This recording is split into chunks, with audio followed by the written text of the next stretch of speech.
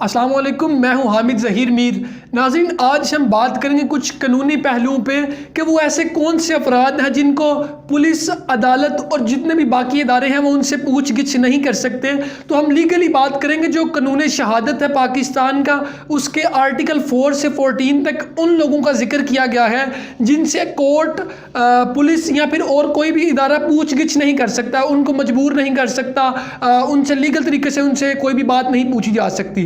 तो डिस्कस करते हैं। उनमें 4 लोग आते हैं। सबसे पहले वकील आता है कि जैसे एक वकील है, वकील के पास कोई भी शख्स आता है, अपना केस लेके आता है किसी भी हवाले से, पुलिस, अदालत या कोई भी इदारा वकील से उस बंदे की इंफॉर्मेशन नहीं ले सकते, बाय फोर्स भी नहीं ले सकते, बाय लॉ भी नहीं ले सकते। इसमें वकील के पास जो आने वाला शख्स है वो फॉर एग्जांपल कोई क्रिमिनल हो सकता है, वो मर्डरर हो सकता है, वो टेररिस्ट हो सकता है, वो कोई भी हो सकता है। तो कोर्ट या पुलिस या फिर कोई भी इदारा वकील से बाय फोर्स वो इंफॉर्मेशन उनकी नहीं ले सकता, जो भी स्पेसिफिक पर्सन वकील के पास आ रहे हैं। दूसरे नंबर पे हमारे पास आता है जी एक शोहर की जो बीवी है। आप बीवी से शोहर के मामले में उसकी जो पर्सनल इंफॉर्मेशन है वो बाय फोर्स नहीं पूछ सकते या किसी केस के हवाले से नहीं पूछ सकते। आप बीवी से शोहर के जो राज है वो नहीं पूछ सकते। कोई भी ऑफिशियल डॉक्यूमेंट्स के हवाले से जो इंफॉर्मेशन बीवी के पास महफूज है, कोर्ट, पुलिस या और कोई भी इदारा बाय फोर्स या लीगली बिल्कुल किसी से भी फीमेल से उसके हस्बैंड की इंफॉर्मेशन नहीं ले सकते।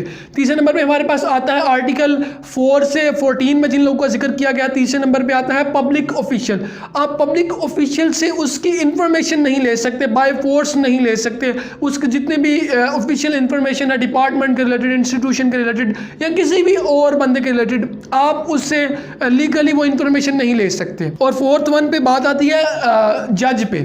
जो किसी भी कोर्ट के मुअज़्ज़ज़ जज हैं, कमरा अदालत में किसी भी मुअज़्ज़ज़ जज से किसी भी बंदे की जो पर्सनल इंफॉर्मेशन है, जो जज साहिब जानते हैं, उन्हें यह नहीं कहा जा सकता बाय फोर्स के जी आप इसका जो राज जानते हैं या इसकी जो इंफॉर्मेशन जानते हैं उसे अफशा करें, या जो कमरा अदालत में आप बैठे हैं तो उस बंदे की इंफॉर्मेशन के बारे में हमें बताएं। लीगली भी आप नहीं पूछ सकते, पुलिस भी नहीं पूछ सकती, अदालत भी नहीं पूछ सकती, और भी कोई जो अदारे हैं वो नहीं पूछ सकते। इसके बाद हम बात करेंगे कि जो फेक चेक है उस पर FIR दर्ज हो सकती है कि नहीं, मुकदमा दर्ज हो सकता है कि नहीं। तो इसमें 2 चीज़ें आती हैं। पहले मैं वो उस पर हम बात कर लेते हैं, फिर हम जो सेक्शंस हैं उसकी बात कर लेंगे कि जी किन किन चीज़ों की बेसिस पे FIR दर्ज हो सकती है। देखेंगे जो जब हम बात करते हैं कि जो हमारा फेक चेक है, जो वो डिसऑनर हो गया या वारंटी चेक है, उस पर FIR दर्ज हो सकती है कि नहीं हो सकती। तो जो 2 केसेस होते हैं, या आप सिविल कोर्ट में जाते हैं या फिर आप क्रिमिनल लॉ प्रोसीजर के एक्ट बात करते हैं। तो 2 चीज़ें, अगर आप जब क्रिमिनल लॉ के अकॉर्डिंग जाते हैं तो सेक्शन F489 के अकॉर्डिंग जो है आपका चेक जो है वो कैंसिल हो गया है, चेक बाउंस हो गया है, या कोई भी जो नेगोशिएशन इंस्ट्रूमेंट्स में चीज़ें आती हैं इसमें वो चीज़ों को डील किया जाता है।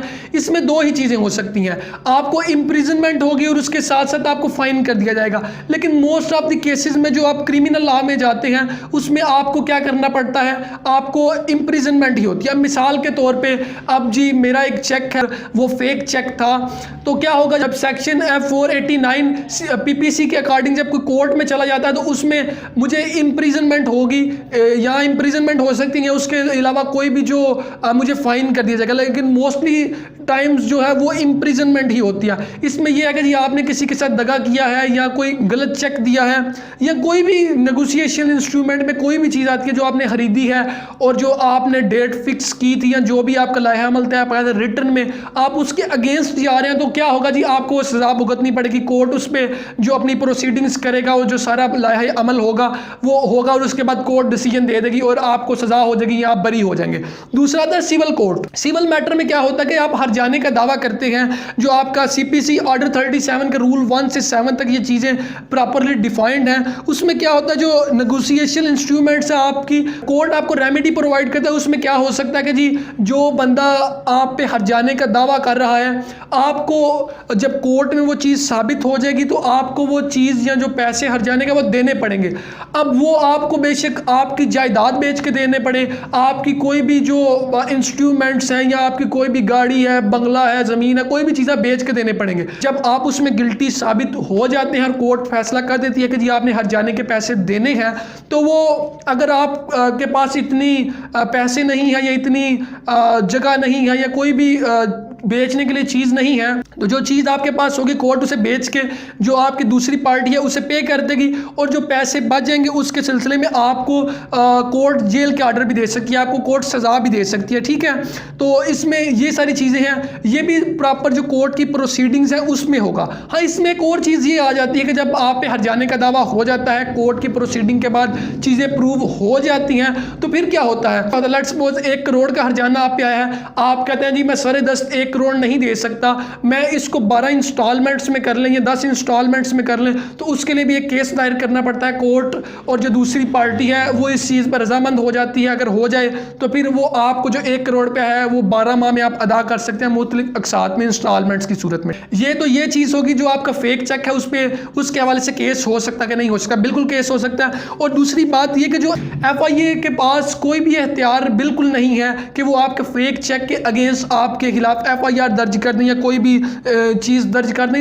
इसमें बहुत सारी साइटेशन है कोर्ट की, 2020 YLR 1099 की है, और इसके अलावा हाई कोर्ट ने भी इस पर डिसीजन दिया हुआ है 2013 में। तो इसमें 2 चीज़ें मेन होती हैं जी, जब आपका जो फेक चेक है उस पर जब FIR होने के लिए सबसे पहले तो ये देखा जाता है जब मुलजिम ने चेक दिया था तो वो बदनीयत होकर दिया था, और उसके साथ जब उसने चेक दिया था और जिस अकाउंट का उसने चेक दिया था उसमें रकम मौजूद नहीं थी। जब ये 2 चीज़ें पाई जाएंगी तो जो बंदा है, जो मुलजिम है, उस पर FIR दर्ज हो जाएगी। और सेम दूसरे केस में भी ऐसा ही है कि जब आपका चेक बाउंस हो जाता है तो उसमें भी यही चीज़ है, तब तक जब तक बदनीति जाहिर ना हो और उसके साथ साथ आपके अकाउंट में रकम ना हो, तो इन 2 चीज़ों का होना लाजमी है। अगर इनमें से कोई एक चीज़ ना हो तो आप पे FIR दर्ज नहीं हो सकती। बाकी जब ये चीज़ें सारी प्रूव हो जाती हैं तो आप रेलिवेंट कोर्ट्स में चले जाते हैं, और बेशक वो सिविल हो या क्रिमिनल हो, PPC के अकॉर्डिंग या CPC के अकॉर्डिंग जो भी प्रोसीजर चलता है, ये सारी चीज़ें हैं जी। तो नाज़रीन, मैं उम्मीद करता हूँ कि जो आज हमने जिन टॉपिक्स पे बात की, किन अफराद को पुलिस, अदालत और मुख्तलिफ अदारे इनसे पूछगिछ नहीं कर सकते, और दूसरा टॉपिक हमारा ये था कि जो फेक चेक है उस पर FIR दर्ज हो सकती है कि नहीं। तो उम्मीद करता हूँ कि आपको ये वीडियो पसंद आई होगी। इस वीडियो पे अपना फीडबैक देना मत भूलिएगा। इसी के साथ मुझे यानी हामिद ज़हीर मीर को दें इजाज़त। अल्लाह निगहबान।